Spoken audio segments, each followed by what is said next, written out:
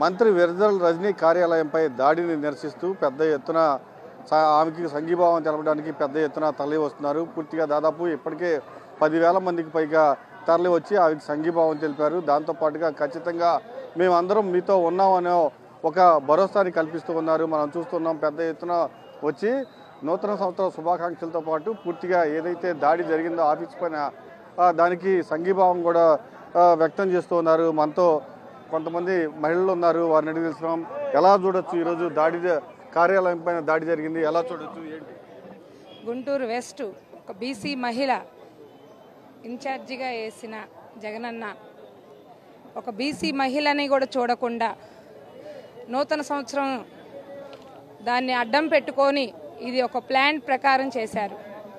ఒక మహిళని కూడా చూడకుండా, ఒక బీసీ మహిళని కూడా చూడకుండా ఈ గుంటూరు వెస్ట్కి వేసిన ఒక విడతల రజనీ అని పేరు మోగంగానే టీడీపీ అభ్యర్థులందరికీ గుండెల్లోగా రాయపడింది.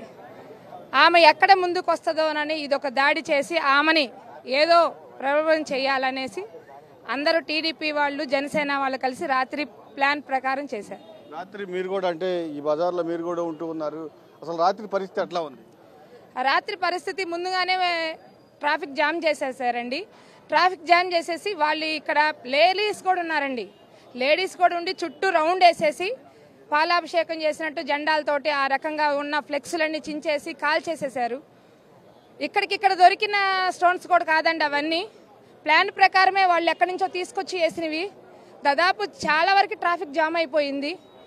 మరి ఇక్కడి నుంచి వెళ్ళేసి మా గాంధీ బొమ్మ సెంటర్లో ఉన్న రాజశేఖర రెడ్డి బొమ్మను కూడా అక్కడున్న జెండాను కూడా కింద వేసేసి దానికి ఉన్న దండ దగ్గరికి వెళ్ళి జెండా వేశారండి, తెలుగుదేశం జెండా పెట్టారు. అవన్నీ సీసీ కెమెరాలో పడ్డాయి. మేడం గారు ఎవరిని వదిలిపెట్టరు కంపల్సరీగా. మీరేమనుకుంటున్నారు? ఒక పథకం ప్రకారం దాడి జరిగింది అనుకుంటున్నారు? అవునండి, ఇది 100% రైట్ అండి. ఒక ప్లాన్ ప్రకారమే జరగకపోతే అప్పటికప్పుడు స్టోన్స్ మేడం గారు పొద్దున్న చూపించిన స్టోన్స్ అప్పటికప్పుడు ఎక్కడి నుంచి వచ్చినాయండి వాళ్ళకి? అవి ప్లాన్ ప్రకారమే చేశారండి. మీరు చెప్పండి, ఇంత పెద్ద ఎత్తున మేడంకి సంఘీభావం తెలుపుతానికి వస్తున్నారు కదా, ఏమనుకుంటారు? అది ఘోరం అండి. మేము బీసీ సంఘాల తరఫున ఖండిస్తున్నాం.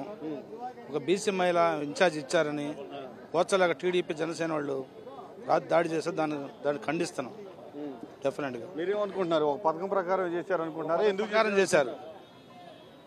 పథకం ప్రకారం చేశారు.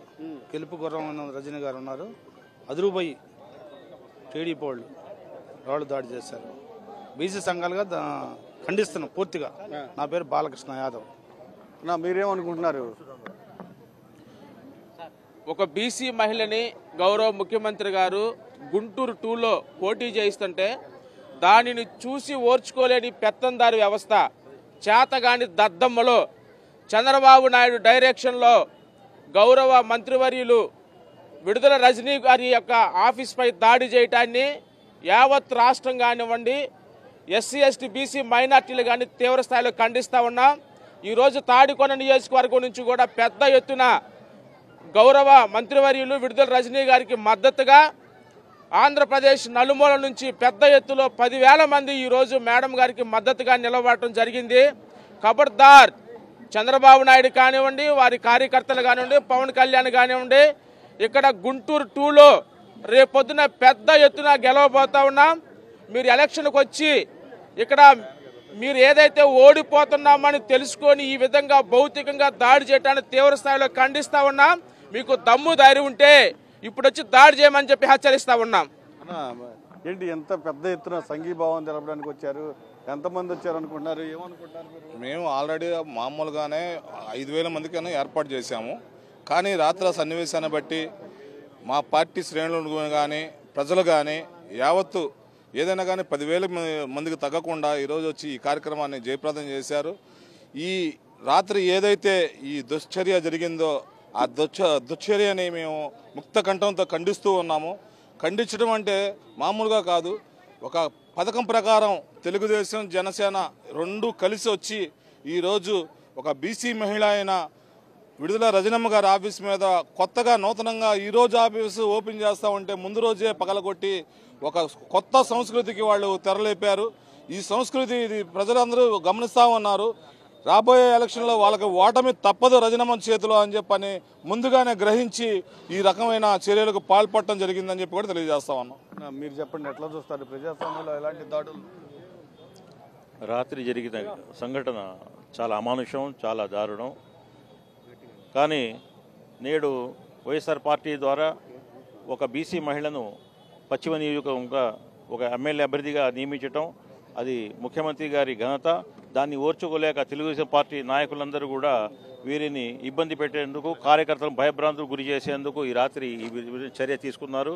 దానికి పూర్తిగా ఎస్సీ ఎస్టీ మైనార్టీస్ విభాగాలందరి ద్వారా కూడా పూర్తిగా ఖండిస్తున్నాం. మీరు ఎక్కడి నుంచి వచ్చారు? మీరేం చెప్తారు? మీరు చెప్పండి.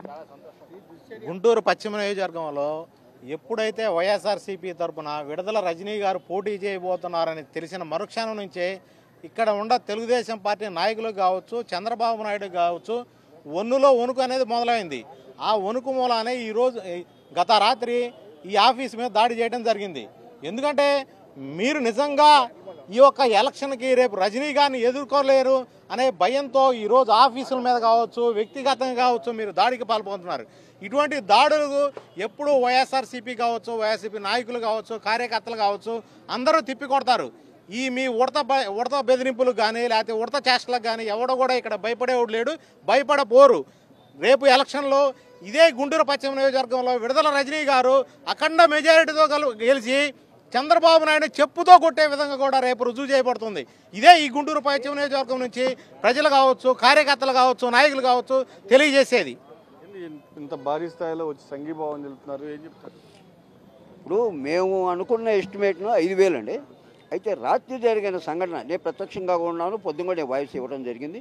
ఇప్పుడు చంద్రబాబు నాయుడు 45 సంవత్సరాలు రాజకీయం చేస్తున్నామని చెప్పు మాటే కానీ లోకేష్ అనేవాడు కానీ చంద్రబాబు నాయుడు కానీ 19 కేసులుంటే మీకు నామినేట్ పోస్టులు ఇస్తాను, ఒక్కొక్కళ్ళ మీద 15 కేసులుంటే మీకు నామినేట్ పోస్టులు ఇస్తాను, ఎర్ర బుక్ తయారు చేశాను, ఈ విధంగా జనాలందరినీ కార్యకర్తలు రెచ్చగొట్టి వాళ్ళ జీవితాలను కూడా పాడు చేసి ఇటు వైఎస్ఆర్సీపీ ఎవరైతే నిలబడటానికి ఇప్పుడు రెడీగా ఉన్నారో విడుదల రజనీ గారిని ఆమెను కూడా డ్యామేజ్ చేసి భయభ్రాంతులకు గురి చేసి ఏదో చేయాలనుకుంటున్నారు. కానీ ఎస్సీ ఎస్టీ మైనార్టీ బీసీలు అందరూ కూడా ఏది మేడం గారు వెంబడే ఉన్నారు.